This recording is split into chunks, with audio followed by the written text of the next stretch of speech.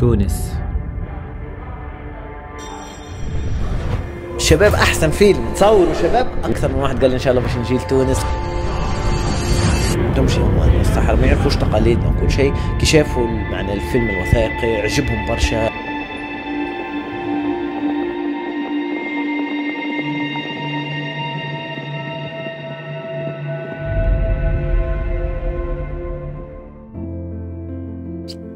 Willkommen auf eine weitere Reise durch Tunesien.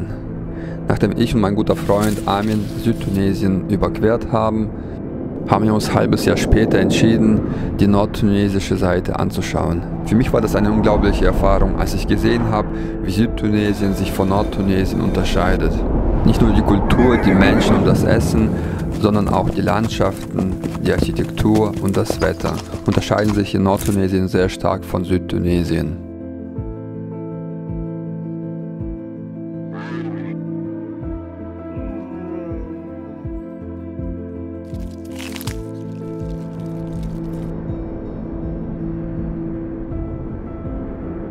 Eine weitere Reise beginnt für mich und für meinen guten Freund Armin in Nordtunesien. يا ليكس. Yeah. Nach Tunesien.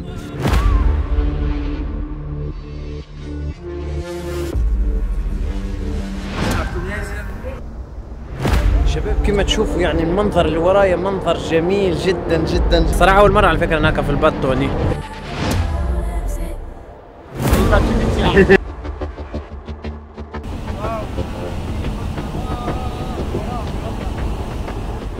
رحلتنا في السفينة دامت 24 ساعة تقريبا.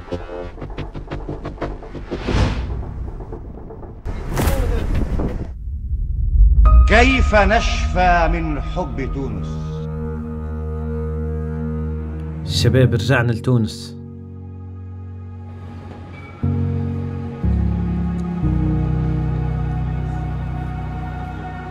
المرة دي مش باش نصوروا الجنوب التونسي،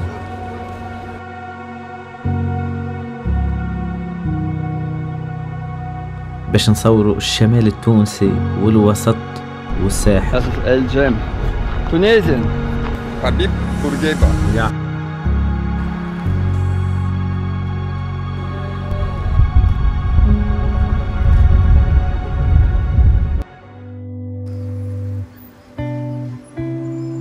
في بداية مغامرتنا حبيت أليكس يجرب الأكل الشعبي التونسي. بس مخستوه أليكس. لا بس هاي شعر. لا يا شاف انت هاي. يا الرجل لا تعرف Pretty good. Very good. أول مرة ناكلها. كفتاجي. ها؟ كفتاجي. كفتاجي. لبلب. صحن تونسي. تونسي. أليكس باش يجرب الفلفل التونسي. يجرب الفلفل التونسي.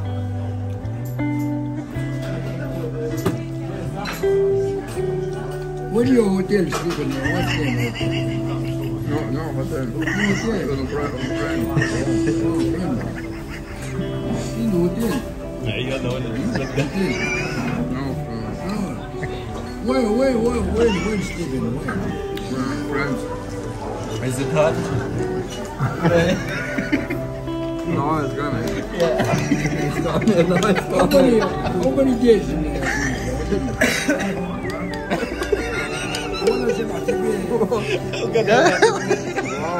Er hat mich gefragt, was, aber ich kann nicht. Mein Ohr ist weg.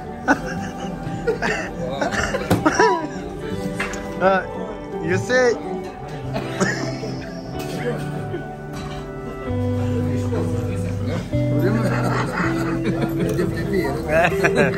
قال لك جرب قال لك. No, it's normal for everyone. Like, see. Normal. Aber ist gut. Ja. Das ist lecker, sehr lecker. Wow, it's very good.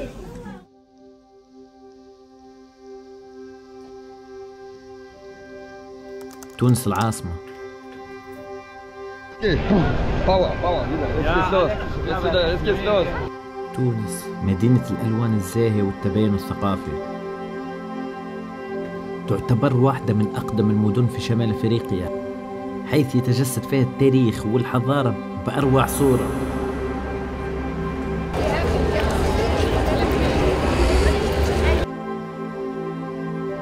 Also wir sind hier jetzt in Tunis. Mit voller Power. Ja, مدينة العربي.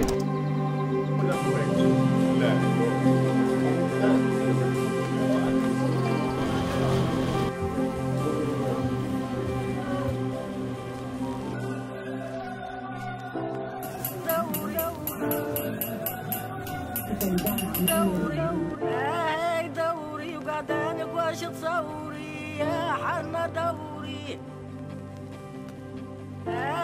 دوري وقعدانك واش تصوري يا حنا دوري. دوري وقعدانك واش تصوري يا حنا دوري. بعد ما كملنا جولتنا في المدينة العربي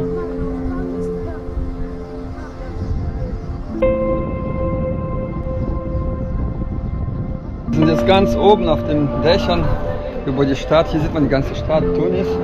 Wow, was für eine Aussicht. عملنا قهوة أمام جامع الزيتونة اللي يعتبر بالنسبة لي أجمل جامع في تونس العاصمة.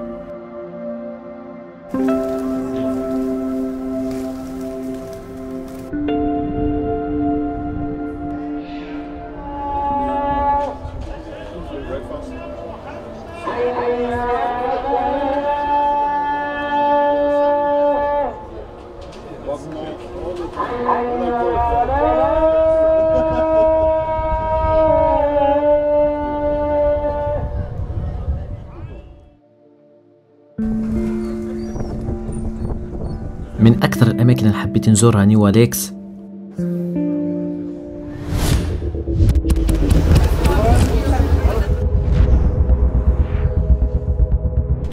This place looks to me exactly like a Greek island. Halbe Stunde Autofahrt von Tunis entfernt befindet sich ein malerischer Küstendorf, Sidi Bou Said. In seinen blau-weißen Gebäuden hat man hier die unglaubliche Aussicht auf das Mittelmeer. Und die romantische Atmosphäre mit vielen gemütlichen Cafés machen dieses Ort zu einem beliebten Ziel für Künstler und Reisende.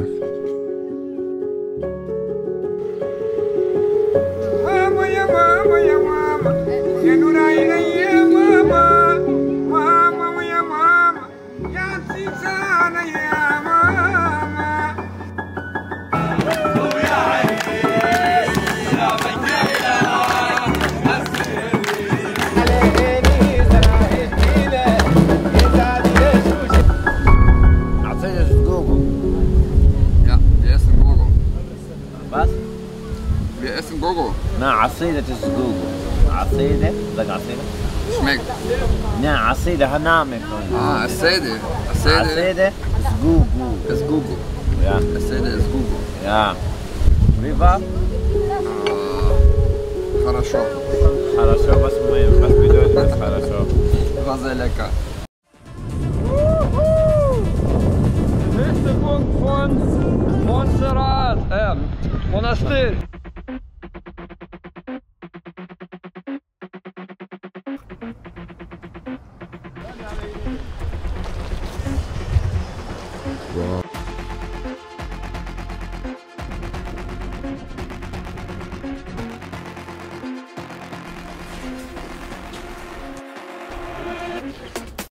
Wenn ich bekomme nur 1000 Like, ich sag alle Wahrheit über Alex. يعتبر قصر الرباط بالمنستير أهم أحد المعالم التاريخية في تونس. حاليا في رباط المنستير.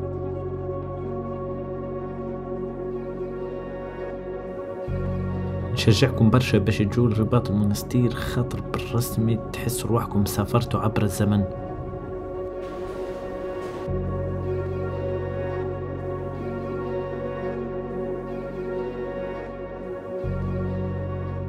Also wir schauen uns gleich die Festung im Monastir an, also Ribat Monastir. وبعد ما طلعنا 89 درجة لأعلى قمة المنارة واللي طولها يصل 10 أمتار، شفنا مشهد عالمي. المونستير مش تاريخ بركة، عندهم مناظر طبيعية وشواطئ عالمية على الأخر، وزيد مدينة نظيفة على الأخر.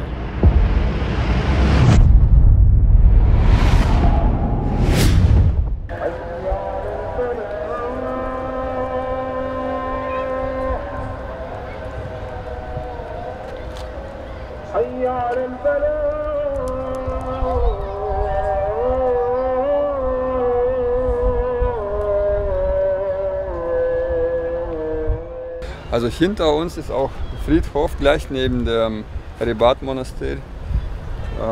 Also hier auf dem Friedhof werden alle beerdigt, egal ob du reich bist oder arm.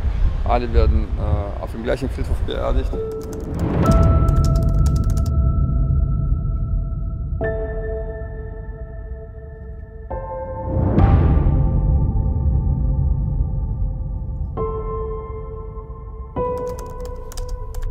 Wir gehen gleich in die Altstadt, sehr schöne Altstadt hinter mir. Hier ist ein Denkmal, das ist der erste Präsident. Der Name fällt mir nicht ein, das kann Armin später sagen. Also der erste Habib Präsident. Bourguiba. Habib Bourguiba. Ja, Habib Bourguiba, ja. Habib Bourguiba, erster Präsident von Tunesien. Nach Besiedlung von Frankreich. Armin, was bist du? Was? Du willst Pferde, Alex? Was? Nee, ich wollte nur kurz Pferde, weil... Ja, das war schön. In Tunesien.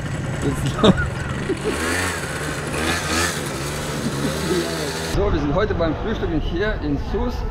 في رحلتنا هذه بالرسمي كان أحلى فطور صباح في سوسة.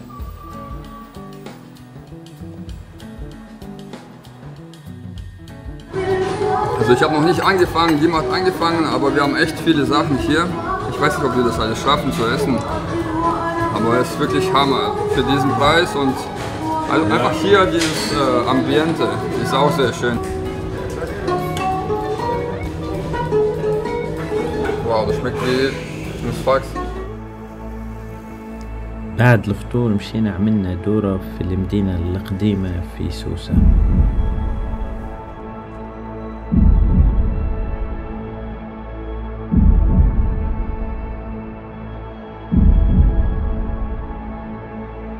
Also in Tunesien gibt es viele Katzen.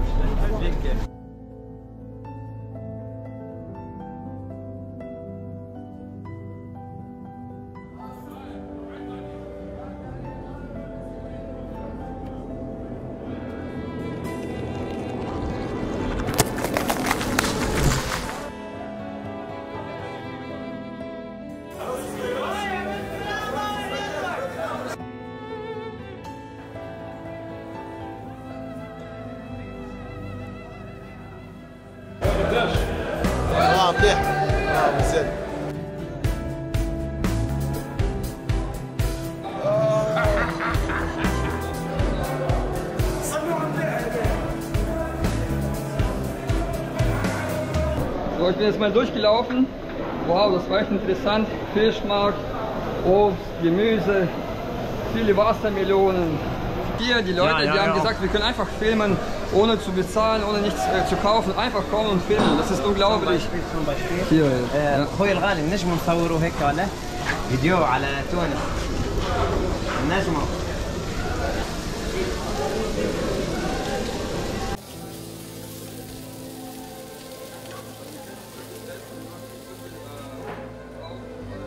In vielen Ländern muss man entweder Geld bezahlen oder etwas kaufen, damit man filmen darf.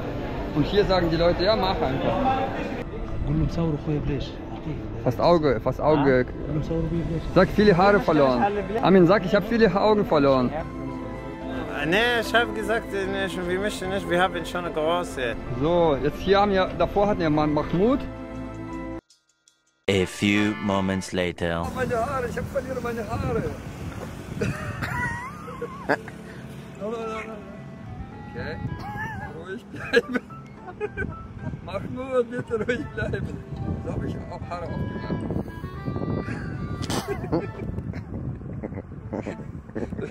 Und wieso passiert das immer mir? Nein, bitte, der reißt mir die Haare. Der hat mir fast alle Haare ausgerissen. Jetzt haben wir Sascha from Russia, oder? Sascha from Russia. Sascha and Alosha. Alosha. Und Alosha, mein Name ist auf Russisch Alosha, ist auf Tunesisch Ziege. Nein, Lamm. Ah, nein, nicht schon wieder. Friends. خسروا الرباط.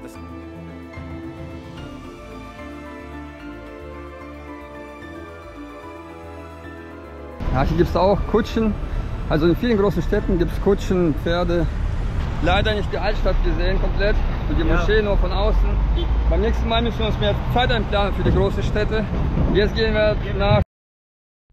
Wir sind in Italien. Rom. Nein, das ist El Jem. Tunesien. أخيرا وصلنا للجام. من جوهر تاريخ تونس العريق ينبثق قصر الجم، واحدة من أهم المعالم التاريخية في البلاد وفي العالم. ويقال قصر الجم أو مسرح الجم هو النسخة مطورة من الكوليزيوم في إيطاليا، يعني قصر الجم صنعوه بعد الكوليزيوم وصلحوا الأخطاء اللي كانت. So, willkommen El Jem. الله يخليك. In El Jem haben Touristen die Möglichkeit, in die Vergangenheit zu reisen und ein beeindruckendes römisches Amphitheater mit eigenen Augen erkunden.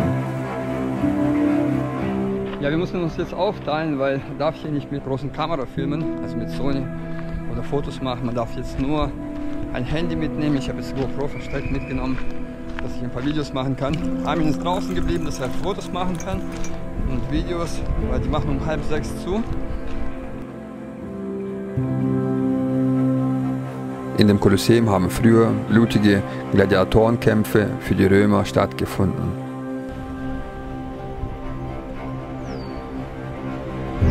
Armin!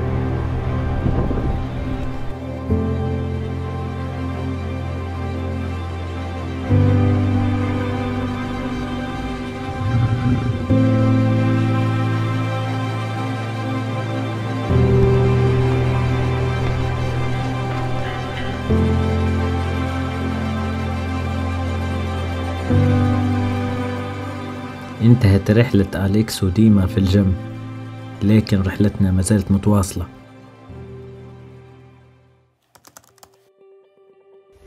الشباب حاليا صور بالتليفون، للأسف أنا كنت نصور بالكاميرا، قالوا لي فسخ الترخيص، قالوا لي لازمك ترخيص باش تصور.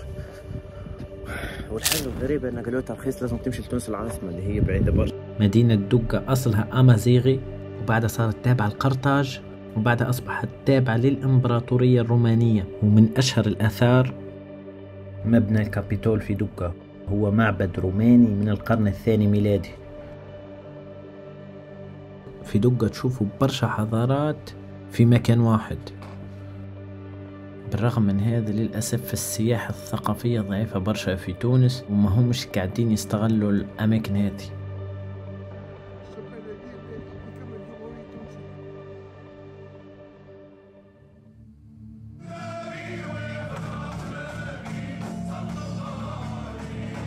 مرحبا بكم اليوم في قروان اللي حتى حد ما ينجم ينكر فضلها على العالم العربي والإسلامي. شباب حاليا وصلنا للقيروان.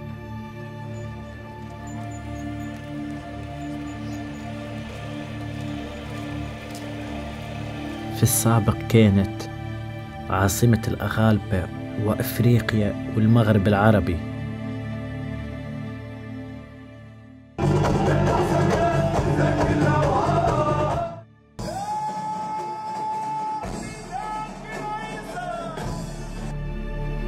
شباب القيروان بقت 4 قرون عاصمة الإسلام في إفريقيا والمغرب العربي. قروان اللي حتى حد ما ينجم ينكر إنها كانت سباقة في كونها أسست دول وأسست مدن كبيرة. فاطمة الفهرية القيروانية كانت سبب في تأسيس جامعة قرويين في المغرب، أروى القيروانية. كانت سبب في تأسيس بغداد وكانت مهرا لها في العراق. الشباب أنا جينا هني وانا طلعنا لفوق وين القبة، والله شباب منظر عالمي على الاخر كما تشوفوا. والله بالرسم القيروان ما تصورتهاش كي، والله ما توقعتهاش كي. كان من الناس، كان من الحاجات الموجودة بالرسم. ان شاء الله نرجع، ان شاء الله باش نرجع ان شاء الله مرة اخرى. مرحبا بكم، انا جوهر رماح، مواطن اصيل قيروان. مرحبا بكم في العالم متاعي. هذا كوليكسيون متاع حاجات متاعنا، تاريخنا اللي نعتزوا به برشا، واللي هو بريسك فما برشا حاجات هي تاريخ مشترك نحن كتوانسة. جمعتها كهواية لي أنا لا أكثر ولا أقل، وعملت الملاذ متاعي والعالم متاعي اللي نجم نعيش فيه ونكون مرتاح.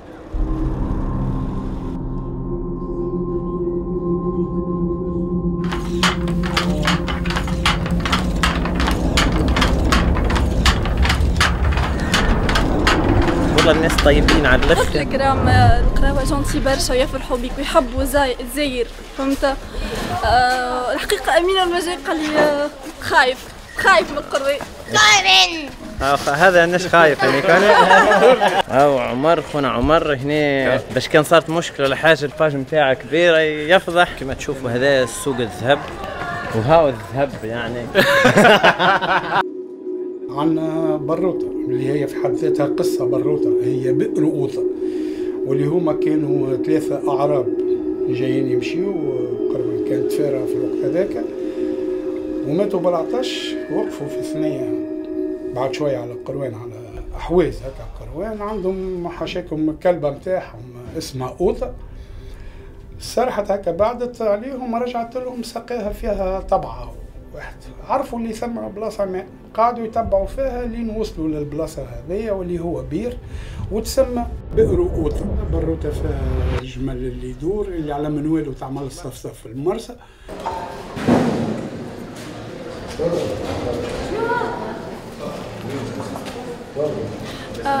نشربوا من بروطة سيرتو زوار باش يرجعوا لها مرة أخرى. هذه برشا يحكيوها ويقولوها، اللي يشرب مرة يعاود يرجع لها ويشرب منها مرة أخرى. أشرب كامل الساكة كلها، ما عرفتش كيف نصورها. وشباب بالبير كمل. وكانت آخر وجهة لنا في القيروان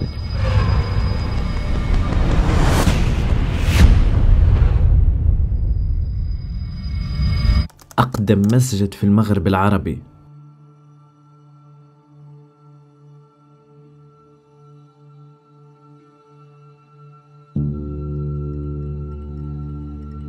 ملابس الطهور في القيروان.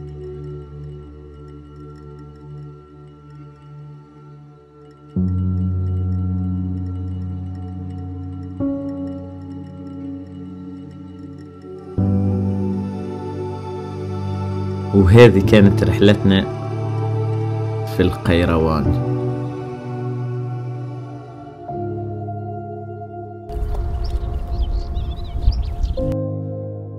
كي تمشي للشمال الغربي تحس الألوان وكل شيء يتبدل، كأنكم في دولة أخرى، كأنكم بالرسم في أوروبا.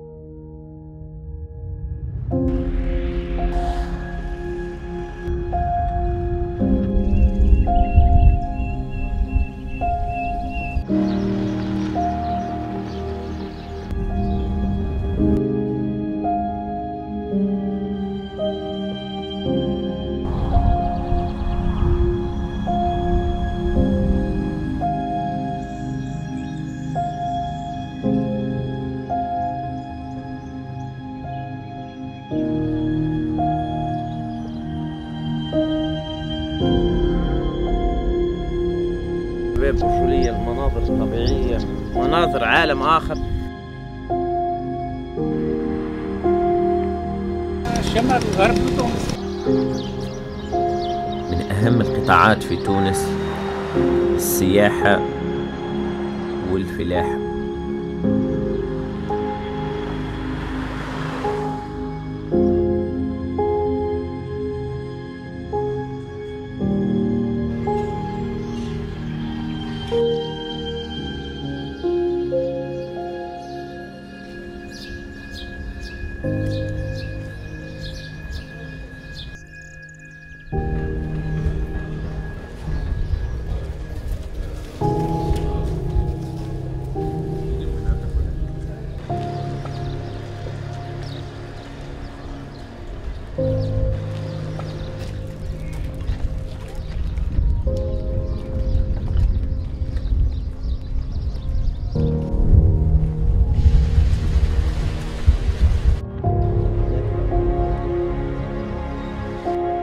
المرة اللي فاتت وقت جيت أنا وأليكس وديما صورنا برشا مناطق، لكن الشمال الغربي ما جيناش خاطر خليناهم آخر بلايص، على خاطر ديجا أنا في ألمانيا الدنيا كل خضرة، كل حاجة بالنسبة لهم مش جديد، خليناها آخر حاجة شوي، ما نجمناش نصورهم شوي. هاني رجعت لتونس أنا وصحابي سلومة وثامر، أنا جينا نصوره، تعبتوا معايا على فكرة في التصوير.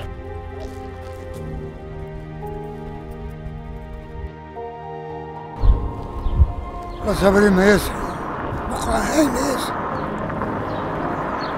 حولهم هنا ريتك كي جات مناطق الدشا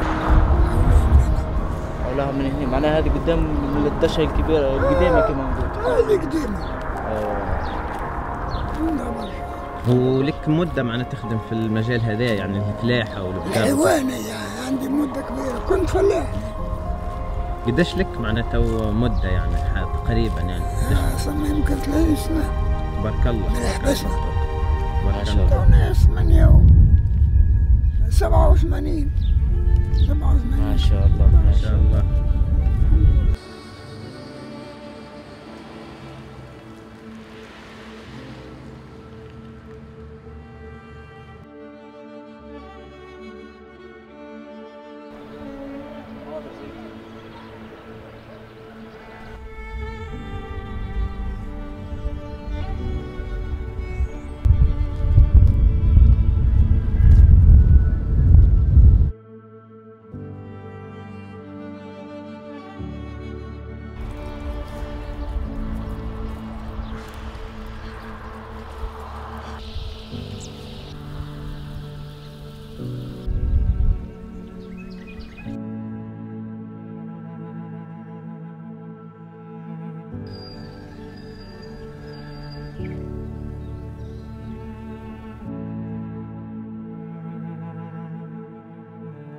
صحراء، بحر، طبيعة، تاريخ، تقاليد وأغرب العادات في العالم، أكبر تنوع في العالم.